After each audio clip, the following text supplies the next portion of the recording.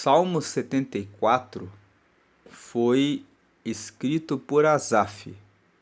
Quando você abre o texto massorético, que é o texto hebreu original, existe um título nesse salmo. E o título é Masquil de Asaf. Na versão da Almeida, no português, o título que se dá para esse salmo é exatamente o mesmo, Masquil de Asaf. Masquil se escreve com QU, significa instrução. Existem alguns salmos em que no título está escrito Masquil. E quando nós lemos que no título está escrito Masquil, significa que naquele salmo existe uma instrução para a nossa vida. E quando o título fala que esse masquil é um masquil de Asaf, Asaf foi um líder levita que cuidava da música no templo na época do rei Davi. O rei Davi viveu mais ou menos 1000 anos antes de Cristo. E Asaf era um dos líderes levitas responsáveis pela adoração no templo. Eu digo que ele era um dos responsáveis porque existiam também os filhos de Coré, que eram também levitas, mas que faziam parte de um outro grupo de louvores no templo. Mas quando nós lermos este Salmo 74, nós vamos ver que o contexto em que esse salmo foi escrito é um contexto de tristeza e de desolação. O povo, quando escreveu o Salmo 74, estava em uma situação de lamentação pública e comunitária. O povo estava no cativeiro. Eles estavam escravizados. O texto revela essa situação. E essa escravização do povo de Israel aconteceu em 586 a.C., na época do profeta Jeremias. O profeta Jeremias foi usado pelo Senhor para entregar os recados para Judá, dizendo que eles seriam levados para a Babilônia e ficariam no cativeiro em razão da sua prostituição e do seu adultério. A prostituição e o adultério do povo de Judá consistia em que eles subiam os montes, subiam até os outeiros. Outeiros são montes menores, e lá faziam sacrifícios ao exército do céu, ou seja, ao sol, à lua e para as estrelas. E, além disso, eles diziam que eram o sol, a lua e as estrelas que davam a prosperidade na agricultura, que trazia as chuvas, e o Senhor não admitiu que o seu povo honrasse a Deus e tributasse as bênçãos das chuvas e da prosperidade na colheita e na abundância a esses outros deuses. Então Deus diz para o profeta Jeremias: avise o meu povo que eles serão carregados para uma terra estranha, onde serão escravos e ficarão à vontade para adorarem aos outros deuses, até que eles entendam dentro do cativeiro que sou eu, o Senhor, que os abençoo. Então esse Salmo 74, o texto dele mostra que ele foi escrito em 580, depois da destruição de Jerusalém, em 586 a.C. Então isso gera um questionamento. Se o título desse salmo fala que é um masquil, uma instrução de Asaf, como que esse texto foi escrito por Asaf por volta de 1000 anos antes de Cristo, se a destruição de Jerusalém aconteceu apenas em 586, ou seja, 414 anos depois. E a explicação para isso é uma só. É que quando você lê que um salmo é do Asaf, Isso significa que pode ter sido escrito pelo próprio Asaf ou que ele foi escrito pelos seus descendentes. Porque o Asaf, ele foi um líder musical no templo, mas os seus descendentes mantiveram o estilo de Asaf. Eles continuaram aquela mesma linha de adoração. Então esse Salmo 74 foi escrito por algum descendente, alguém que fazia parte dos levitas, que eram descendentes de Asaf. Agora que fizemos essas explicações introdutórias, vamos fazer a leitura do Salmo 74. Uma segunda observação. Os salmos, em hebraico, são chamados de Tehillim. Se escreve T-E-H-I-L-I-M. E Tehillim significa louvores. Os salmos são uma coletânea de cânticos, uma coletânea de lamentações, uma coletânea de instruções, uma coletânea de poemas e poesias sobre o relacionamento do povo de Israel com Deus. Nesse relacionamento existem cânticos e louvores, existem lamentações, como esse Salmo 74 que nós vamos ler hoje. Esse Salmo 74 ele é uma lamentação em razão da destruição de Jerusalém e pelo fato de serem levados cativos. Existem imprecações. Davi fez muitas imprecações. São orações em que se pede a destruição do inimigo. Mas depois das imprecações sempre vem uma palavra pedindo que Deus, colocando a situação na mão de Deus. Já comentamos aqui no canal que as imprecações são orações sinceras. Você pode dizer: a vontade que eu tenho é que meu inimigo morra, mas você sempre tem que terminar a oração dizendo: me perdoa, Senhor, porque eu apenas estou desabafando. Eu apenas estou fazendo uma imprecação. Imprecação é você desabafar, dizer tudo que está no seu coração e colocar para fora em palavras, mas depois da imprecação, você deve dizer: porém, cabe ao Senhor fazer a sua justiça e realizar o seu julgamento. Sempre que você lê o salmo imprecatório, como por exemplo o Salmo 35, você vê que no final existe uma palavra dizendo: mas tu, ó Senhor, é aquele que realiza a justiça.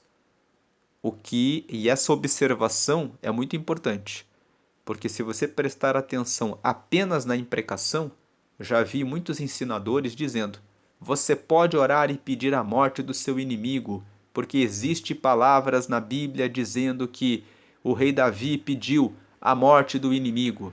Ele sempre fazia, vez por outra, uma oração imprecatória. Mas todas as orações imprecatórias, logo na sequência, se você prestar atenção, tem uma palavra dizendo: eu, porém, estou nas tuas mãos, Senhor. Toma o Senhor a vingança, faz o Senhor a justiça. Então, prestar atenção nisso nos faz entender que o cristão ele pode ser sincero e desabafar, mas ele precisa entender que se ele deseja o mal de alguém, é porque ele ainda não é um cristão. Existem então, como eu falei, alguns cânticos, alguns louvores, algumas lamentações, algumas imprecações. Existem também cânticos comunitários. Existem salmos que são cânticos, como por exemplo o Salmo 100. Celebrai com júbilo ao Senhor todos os moradores da terra. Servi ao Senhor com alegria. É um salmo comunitário para que todos juntos celebrem ao Senhor. Então, salmos ele vem de Tehillim e salmos também estão divididos em 5 livros. O livro 1 vai do Salmo 1 até o 41. O livro 2 vai do Salmo 42 até o 72. E o livro 3 começa no Salmo 73 e nós vamos avançando nesse livro 3 até os Salmos 89. Então, do Salmo 73 até o Salmo 89, nós estamos no livro 3. E esse livro 3, praticamente todos os salmos são atribuídos a Asaf e a seus descendentes. Por quê?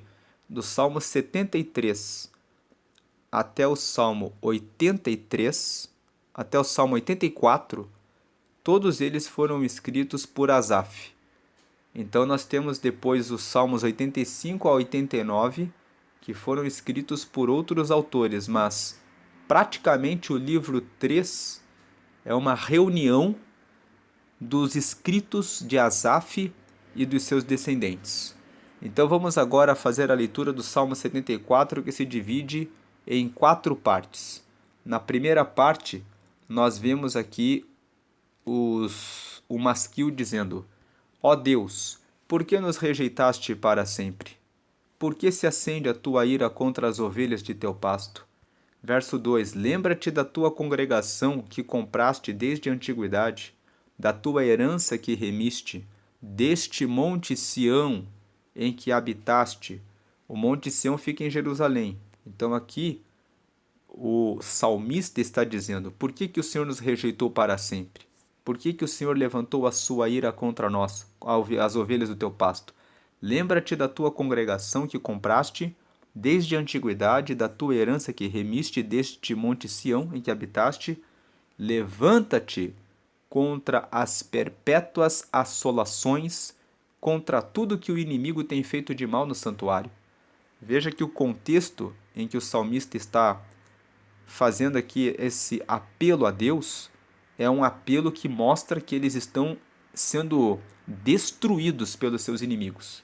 E eles estão sendo destruídos justamente porque o povo da Babilônia está lá, destruindo Jerusalém, destruindo tudo.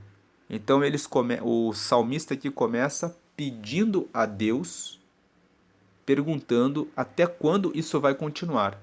Pedindo a Deus, fazendo um apelo que ele se lembre do tempo em que o povo estava reunido. Agora, essa é a primeira parte. Apelo a Deus pela sua salvação. A segunda parte vai do versículo 4 até o versículo 12 e faz a descrição, a lamentação pelos inimigos. Que os inimigos estão lá na cidade destruindo eles. Veja aqui o versículo 4.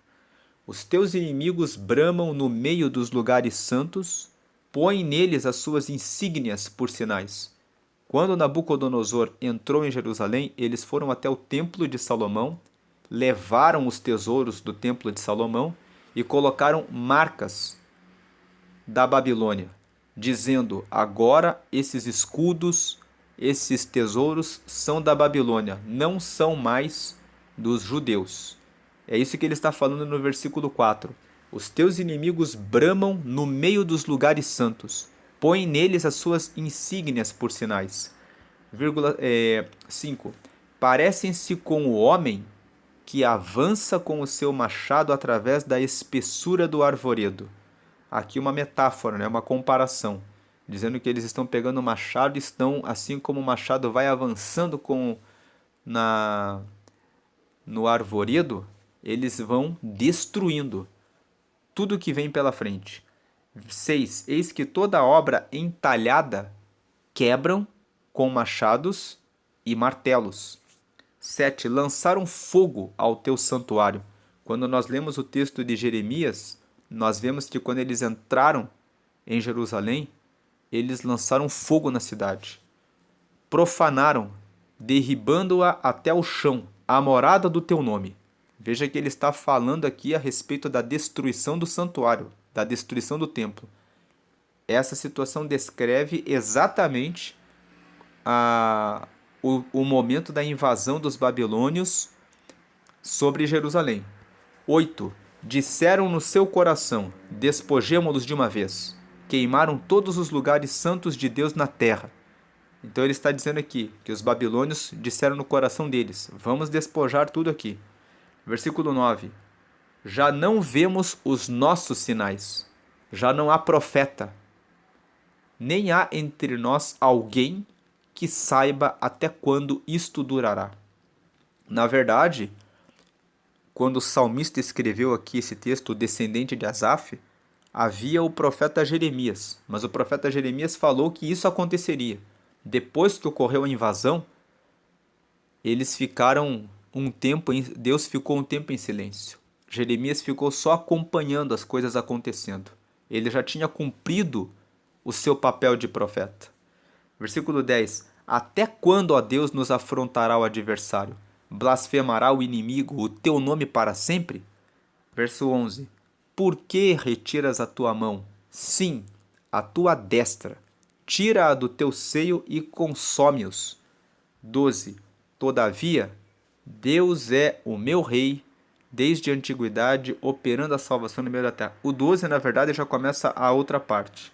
A segunda parte, essa aqui, vai do versículo 4 até o versículo 11. Todo esse texto aqui é uma lamentação comunitária. Nós vemos aqui que é um lamento, dizendo como que os inimigos estão destruindo tudo e queimando tudo. E no versículo 11 termina fazendo um questionamento: até quando o Senhor vai tirar a sua destra e vai deixar que isso aconteça? Agora vem a terceira parte. A terceira parte é uma lembrança de tudo aquilo que Deus fez de bom para eles.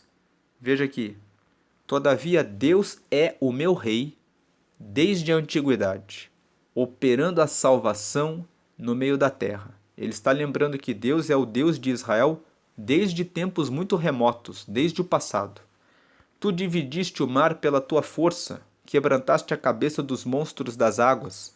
Ele está se lembrando que Deus abriu o mar vermelho para os pais do povo de Israel, quando eles estavam passando no deserto, fugindo do Egito, vindo para a terra prometida. Eles ainda nem tinham a terra de Jerusalém e Deus já estava com eles. Deus abriu o mar vermelho. Versículo 14: fizeste em pedaços as cabeças do Leviatã e o deste por mantimento aos habitantes do deserto. Ele está falando aqui como Deus venceu todas as dificuldades por eles. O Leviatã é um dragão, um animal bem forte que vive no meio das águas. Deus fala a respeito do Leviatã no livro de Jó. Deus descreve o Leviatã e fala para Jó assim: se você sabe das coisas, então quem pode dominar o Leviatã, que tem a sua couraça tão forte e resistente que é impenetrável, nenhuma espada pode machucar o Leviatã? Deus descreve o Leviatã dessa forma, mostrando que este ser é um ser muito poderoso. E aqui, o salmista, quando fala que o Senhor despedaçou as cabeças do Leviatã no versículo 14, ele está usando uma metáfora, dizendo que o Senhor derrubou todos os obstáculos terríveis para guardar o povo de Israel, e o deste por mantimento aos habitantes do deserto. 15. Fendeste a fonte e o ribeiro, secaste os rios impetuosos.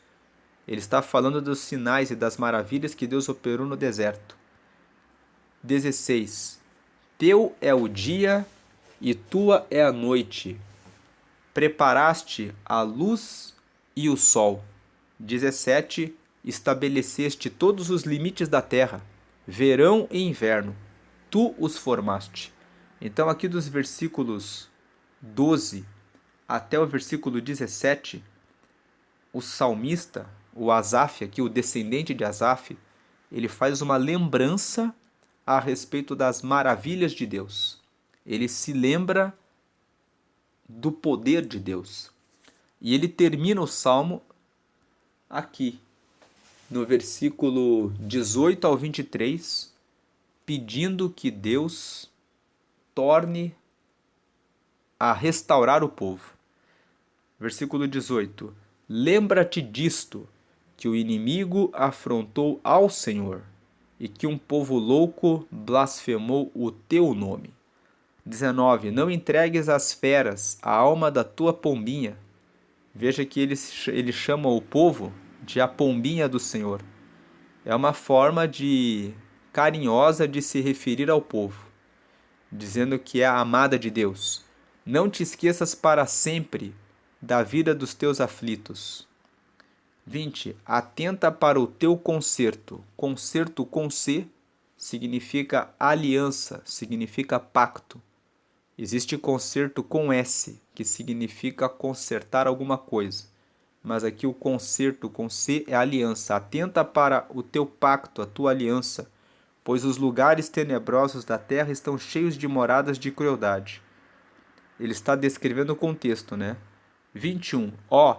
Não volte envergonhado o oprimido. Louvem o teu nome, o aflito e necessitado. 22. Levanta-te, ó Deus, pleiteia a tua própria causa. Lembra-te da afronta que o louco te faz cada dia. 23. Não te esqueças dos gritos dos teus inimigos, o tumulto daqueles que se levantam contra ti aumenta continuamente. Então nós vemos aqui que do versículo 18 até o versículo 23, o salmista fala para Deus o seguinte: lembre-se, Senhor, que os seus inimigos estão aqui, fazendo coisas terríveis contra o seu povo, e que o Senhor, se lembrando disso, realize justiça sobre eles. O que ele está pedindo desses versículos 18 até o versículo 23, em resumo, é que Deus se levante e faça justiça e abata os inimigos, que eles não consigam ficar ali destruindo o povo de Judá, a cidade de Jerusalém. Então, esse Salmo 74, ele se divide em 4 partes. Primeira parte, versículo 1 até o versículo 3, o apelo ao Senhor, para que ele responda à situação de desgraça que o povo está passando. A segunda parte, do versículo 4 até o versículo 11, ele está falando que ele descreve a situação atual do povo. Os nossos inimigos estão aqui, destruindo tudo. Aí na parte 3, do versículo 12 até o versículo 17. Embora o Senhor já foi o nosso Deus, desde a antiguidade o Senhor sempre esteve conosco. O Senhor sempre esteve conosco no passado. É uma lembrança. Então, esse versículo 12 até o 17, ele está no meio do caminho da parte 2 e da parte 4. A parte 2, do versículo 4 até o versículo 11, ele está falando o que eles estão passando, a destruição. Do versículo 12 até o versículo 17, ele está lembrando, né? Estamos sendo destruídos, mas nós nos lembramos que o Senhor já fez muitas coisas. Então agora nós fazemos um pedido para o futuro, que é o versículo 18 ao 23, que o Senhor veja isso que está acontecendo e tome uma providência. A parte 4 é o pedido de justiça de Deus, o pedido de restauração de Deus, o pedido de que Deus faça justiça e tire o povo dessa situação de estarem em destruição. Por que o Salmo 74 é um masquil? Masquil é uma palavra de instrução. Ele nos traz uma instrução. Qual é a instrução? Quando nós erramos e pecamos, Deus coloca a justiça sobre nós. Permite que nós passemos por situações de tribulação para nos convocar ao arrependimento. Quando nós estamos sofrendo os ataques, como o povo de Israel aqui, de Judá, estava passando, indo para o cativeiro, Deus aplica o castigo em nós. Mas nesse momento é o momento de nos arrependermos. É o momento de lembrarmos das bondades de Deus, como o salmista fez aqui dos versículos 12 ao 17. Ele fala do 4 ao 11 que eles estão sendo destruídos, mas do 12 ao 17 ele faz a lembrança. O Senhor esteve conosco na antiguidade, o Senhor abriu o mar vermelho, o Senhor nos acompanhou, o Senhor derrotou Leviatã. Derrotar Leviatã significa quantas maravilhas Deus fez no passado e nos ajudou a vencer tantas tribulações terríveis. O Leviatã simboliza isso. Dificuldades terríveis. Mas, quando estivermos passando por tribulações, vamos lembrar do que Deus já fez.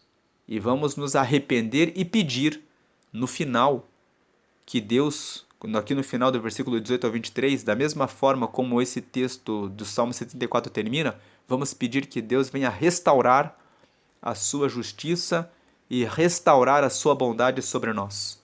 Então, o masquil, a instrução, a lição que o Salmo 74 nos traz é essa: que nos tempos em que estivermos em castigo, vamos lembrar que Deus não está nos castigando porque Ele é um algoz, porque Ele é cruel ou porque Ele é mau. Ele está nos castigando pelos erros que nós mesmos cometemos. O povo aqui estava nesse lamento porque eles haviam pecado. Eles desonraram a Deus. Então Deus usou o profeta Jeremias para avisá-los que eles passariam pelo cativeiro. E no momento em que eles estavam passando pelo cativeiro, para que eles se arrependessem, veio essa instrução, esse masquil de Asaf. Lembra, Senhor, nós lembramos, Senhor, que o Senhor já foi bondoso conosco.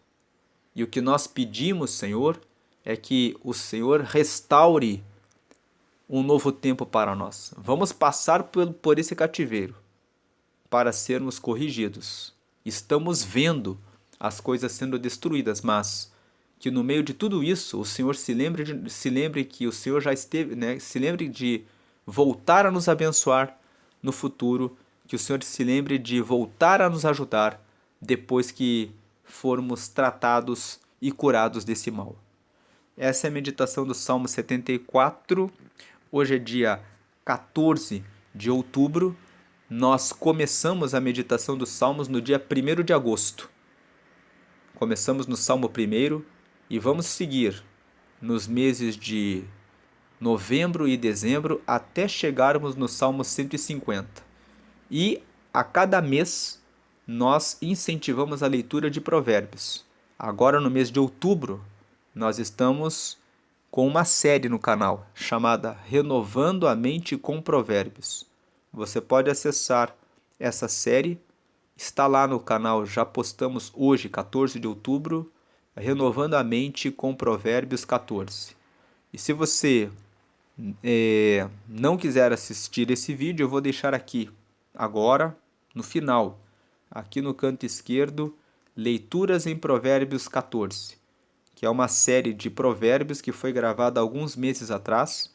E do lado eu vou deixar um botão para que você se inscreva no canal, você que não está inscrito no canal. Deus abençoe a sua vida hoje e sempre. Amém.